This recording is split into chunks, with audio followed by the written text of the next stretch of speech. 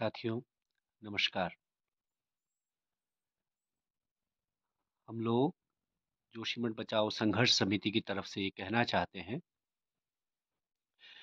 कि कल जोशीमठ में एक संगठन विशेष द्वारा एक प्रदर्शन का आयोजन किया जा रहा है।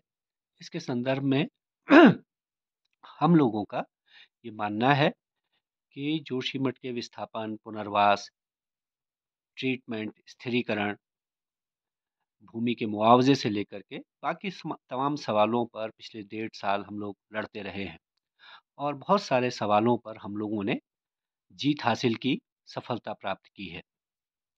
यहाँ तक कि पुनर्वास के सवाल पर जोशीमठ में ही लोगों के विस्थापन की, पुनर्वास की जो मांग रही है, उस पर भी काफ़ी हद तक हम लोग सफलता प्राप्त करने में सफल रहे हैं और बहुत सारे सवालों पर हमारी वार्ता शासन स्तर पर हुई है, जिसमें बहुत सारी चीज़ों पर सहमति बनी है। लिहाजा अब जो कुछ किया जा रहा है या हो रहा है, उसको लेकर के हम अपनी स्थिति स्पष्ट करना चाहते हैं।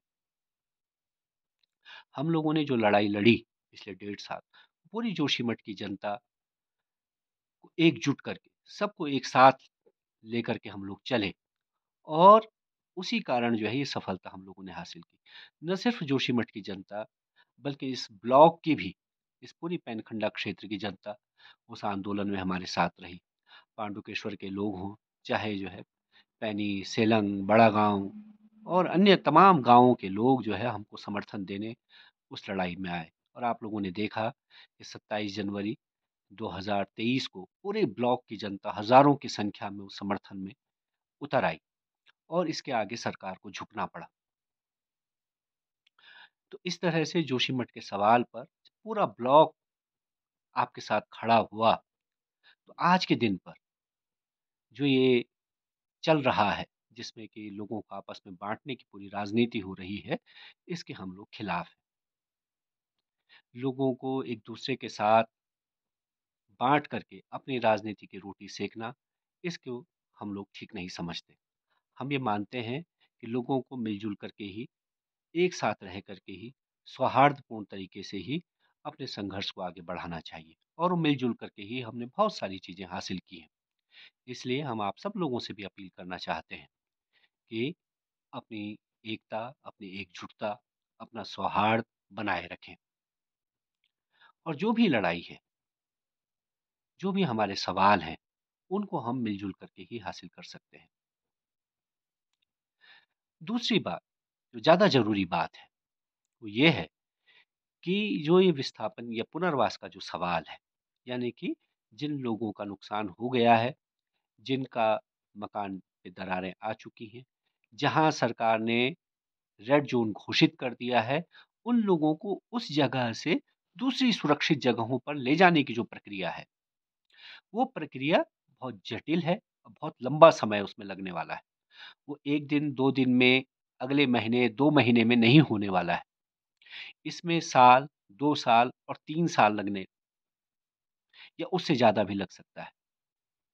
इसलिए ये धैर्य के साथ, मिल-जुल के, एकजुट होकर के ही इससे हम निपट सकते हैं।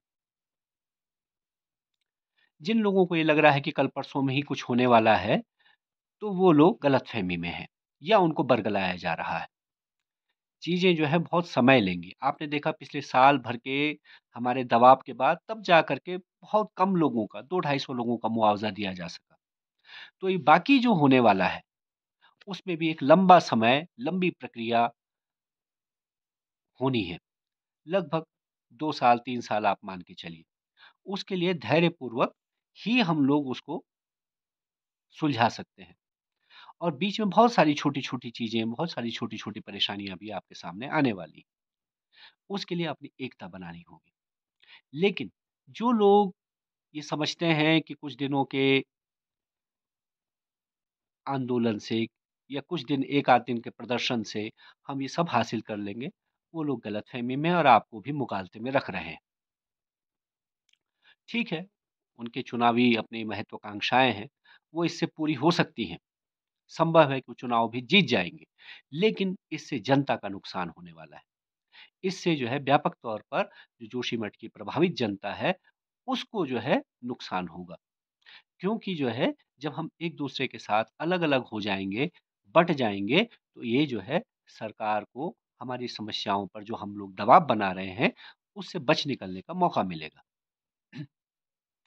इसलिए हम ये कहना चाहते हैं, ये अपील करना चाहते हैं कि अपनी एकता को बनाएँ और धैर्यपूर्वक इसको देखें, क्योंकि आपके भविष्य का सवाल है, बच्चों के भविष्य का सवाल है, इस जोशीमठ के भविष्य का सवाल है। इसमें बहुत सारी इसकी बारीकियाँ हैं, बहुत सारे पहलू हैं, जिनको कि जो है हम आम तौर पर 1-2 मिनट की बात में या 5-7 मिनट की बात में समझ भी नहीं सकते। तो उस पर हम बहुत गंभीरता से पिछले साल भर से आपने हमको देखा है।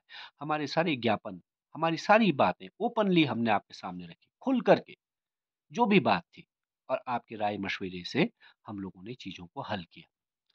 आंदोलन के 2 रूप हैं, सड़क पर भी लड़ा जाता है और वार्ता के ज़रिए भी लड़ा जाता है।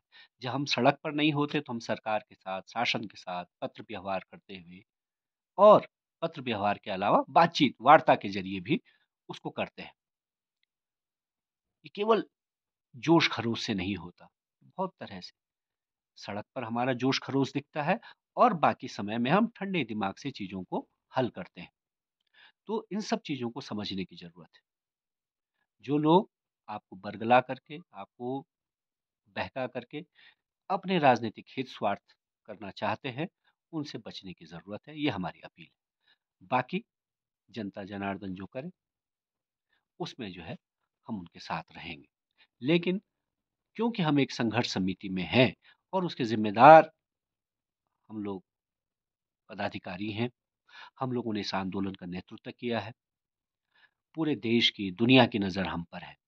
इसलिए अपनी ज़िम्मेदारी समझते हुए हम ये अपील जारी कर दे रहे हैं कि कल के प्रदर्शन से हमारा कोई ताल्लुक नहीं है, कोई लेना-देना नहीं है और ये जो है जनता को जो बाँटने की राजनीति है, हम उसके खिलाफ हैं और जोशीमठ के लोगों का जो पुनर्वास का सवाल है, जोशीमठ के ट्रीटमेंट का सवाल है, स्थिरीकरण का सवाल है, इन सब सवालों पर हमारा संघर्ष है, था और रहेगा और आपके साथ सहयोग के साथ ही रहेगा। लेकिन उसमें हमारी शर्त रहेगी कि लोग मिल-जुल करके आपस में भाईचारे के साथ, सौहार्द के साथ इसका मुकाबला करें। ये बाँटने वाली राजनीति के हम पहले भी खिलाफ थे, आज भी खिलाफ हैं। और ये आप सब लोग जानते हैं कि जब हम लोग लड़ाई में थे, संघर्ष में थे, आंदोलन में थे, तो ये बहुत सारे चेहरे उसके खिलाफ थे। ये बहुत सारे चेहरे जो है आपको घर-घर आकर के धरने में मत जाओ, यहाँ मत जाओ, पुतला हमारा जलाने से लेकर के हमको काले झंडे दिखाने से लेकर उस तरफ ये लोग थे। और आज अगर अचानक इनको जो है आंदोलन की याद आई है, जोशीमठ की चिंता सताने लगी है, तो उसके पीछे के मकसद को आप लोग बहुत अच्छी तरह समझते हैं। और अगर आप नहीं समझते हैं, तो उसका फिर कुछ नहीं किया जा सकता। लेकिन हम जानते हैं कि आप सब समझ रहे हैं, सब समझते हैं, इसलिए इन चेहरों को, इन लोगों को पहचानिए और अपने भविष्य को दृष्टि रखते हुए सोच समझ करके कोई फैसला लीजिए, ये हम आपसे अपील करना चाहते हैं। बाकी आपके इस संघर्ष में संघर्ष समिति पिछले 20-22 साल से जैसे लड़ती रही है, आगे भी लड़ेगी। है ना? इसी बात के साथ आप सब लोगों का बहुत धन्यवाद। इनकलाब ज़िंदाबाद। आप जो है धैर्यपूर्वक सोच विचार करके फैसला करेंगे, ये हम आपसे अपेक्षा रखते हैं, उम्मीद रखते हैं।